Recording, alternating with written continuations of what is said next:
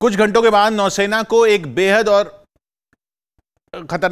खतरनाक आईएनएस वेला सबमरीन मिल जाएगी। पूरी तरह से भारत में बनी एक ऐसी सबमरीन है जिसके आने की खबर से ही चीन और पाकिस्तान के होश उड़े हुए हैं। नौसेना के बेड़े में शामिल होने से पहले न्यूज 18 की टीम इस पनडुब्बी पर पहुंची, जो नौसेना के ऑपरेशन 75 का हिस्सा है। पूरी तरह से देश में बनी ये सबमरीन नौसेना के लिए एक अचूक हथियार साबित हो सकती है। भारतीय नौसेना लगातार अपने अदृश्य हथियार को बढ़ा रही है, तो ये चिंता की बात है पाकिस्तान और चाइना के लिए। लंबे वक्त से नौसेना के जवान और अफसर इस सबमरीन के ट्रायल से जुड़े हुए थे, जिनका दावा है कि सबमरीन बेजोड़ है। बहुत ही सारे एडवांस वेपन्स और सेंसर्स इसमें फिटेड है, तो इसके ट्रायल्स के दौरान और हमें ये पता चला कि उसकी परफॉर्मेंस भी बहुत अच्छी है। इससे पहले भारत में बनी सबमरीन के कई पुर्जे विदेशी तकनीक पर आधारित थे, लेकिन आईएनएस वेला के छोटे छोटे कल पुर्जे भी स्वदेशी हैं। काफ़ी सारी चीज़ें इस बार इस सबमरीन में इंटरनाइज हो चुकी हैं, जैसे मैंने आपको बताया, बैटरीज, कम्युनिकेशन सिस्टम और भी काफ़ी छोटे छोटे इक्विपमेंट्स हैं। नौसेना को इस तरह की 6 सबमरीन मिलनी थी,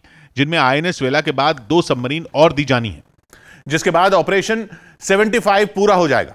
लेकिन आईएनएस वेला अब तक की सबसे खतरनाक सबमरीन मानी जा रही है, जो 75 मीटर लंबी है और इसका वजन 1500 टन से भी ज्यादा है। एक बार पानी में उतरने के बाद यह सबमरीन 55 दिन तक समंदर में रह सकती है और बिना रुके 1000 किलोमीटर से ज्यादा की दूरी तय कर सकती है।